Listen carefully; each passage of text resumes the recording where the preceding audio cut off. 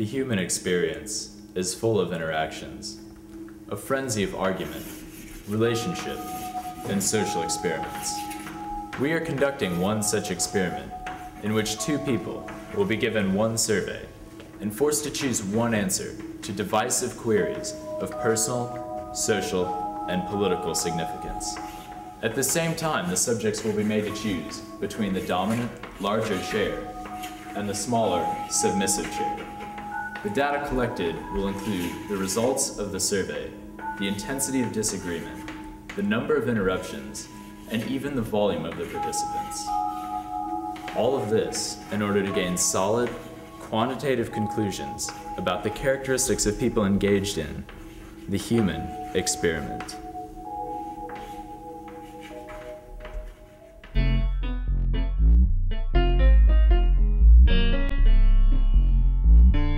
Our survey was conducted at the Missouri Scholars Academy, a gathering of the brightest students throughout the state.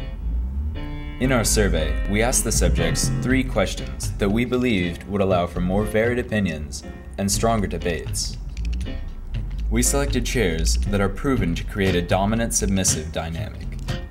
We also noticed a behavior that we called the race for the chair. Oh my goodness. Hi. My name is Snuffle. I'm Alex, and I'm recording.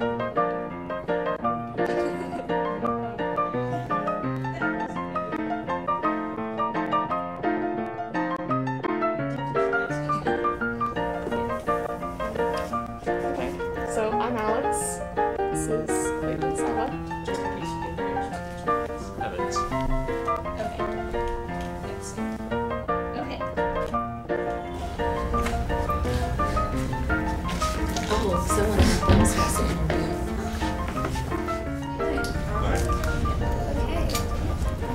Okay. Can I have this one? Are we on camera already? Yeah. Okay, come on. Ooh, Yeah, I'm gonna you take can. the big chair. Oh, what? Do you care? Actually, you since you're smaller than me, you probably should. So then. No, we can switch. It's so bright. I don't do my makeup yet. Sorry. Okay. So, I will be asking you 3 questions. Can I use this seat? Whatever. Okay, I need your names first of all.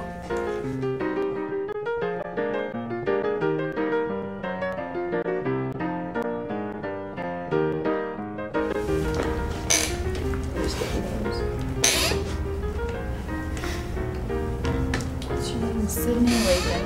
Loethen. Okay, we have 3 questions to ask you, and you only get one answer between the 2 of you, so.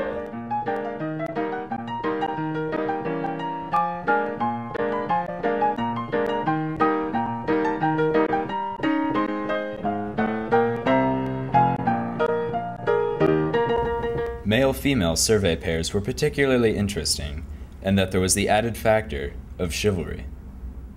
Is it the responsibility of the man to pay for dinner on the first date? No. Yeah. No. We're losing gentlemen nowadays, so I think I should open doors and pay for the first date. I feel like the gender shouldn't determine who wears the pants in the relationship. Not see the world. Which one do I sit in?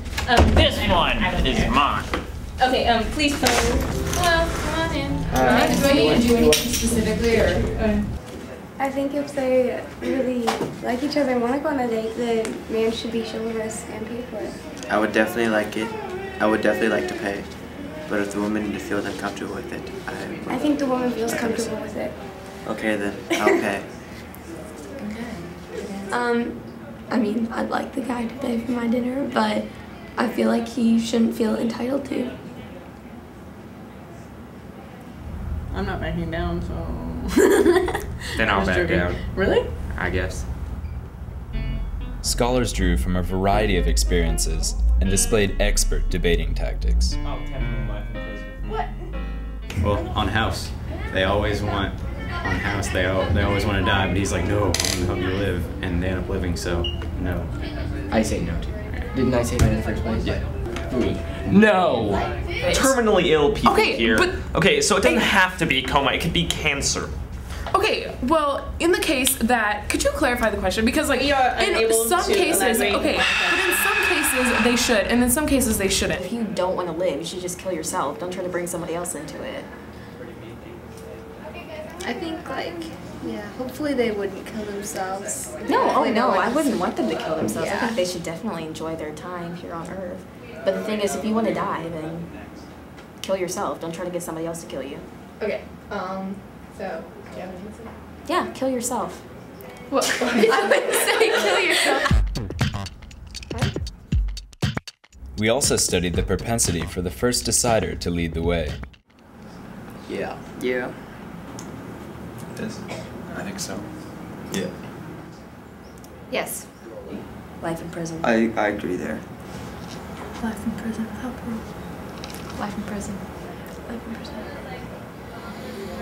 Yeah, I'm leaning towards life in prison too.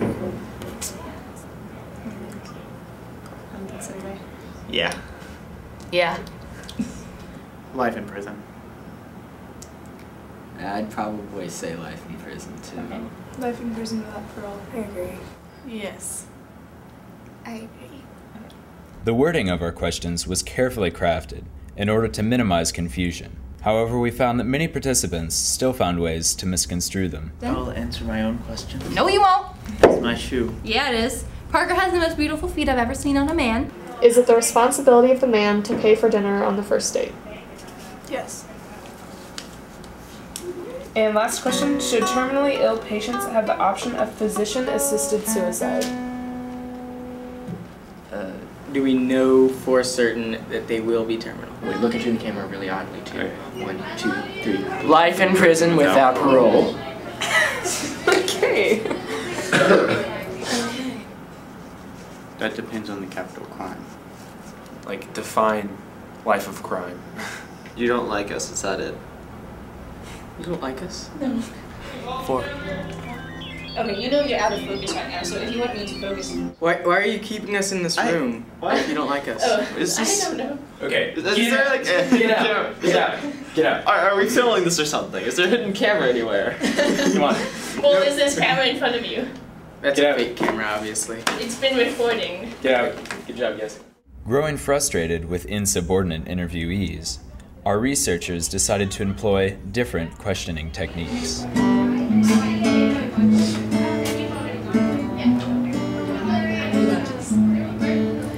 Should terminally ill patients have the option of physician-assisted suicide? What? We found that 84% of people who responded first ended up getting their way, and 98% of people who both sat in the big chair and responded first ended up getting their way. Volume levels tended to rise together, suggesting a desire to dominate. Teens are obviously more comfortable debating the first date question, as they had less instances when they could not agree. Females are obviously more expressive than males, as deliberation between female-female debate pairs was significantly longer than male-male deliberation time. 78% of people who gave the highest satisfaction rating also had 0 interruptions. If people gave a post-survey satisfaction rating of 5, there was a 63% probability that they deliberated for a total of less than 60 seconds. Overall, however, the small chair tended to interrupt more than the big chair, suggesting a desire to dominate.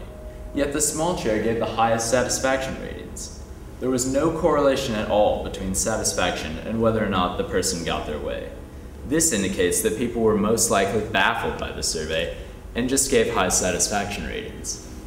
People who entered the room first were more likely to leave first, meaning that they probably had higher levels of testosterone in their bloodstream.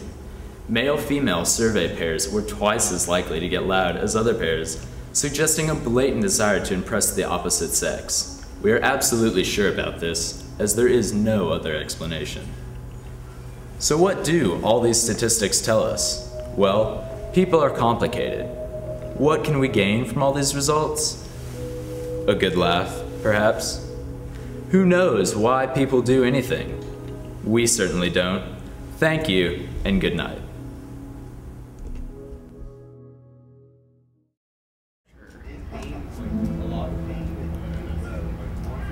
Is it the responsibility of the man to pay for dinner on the first date?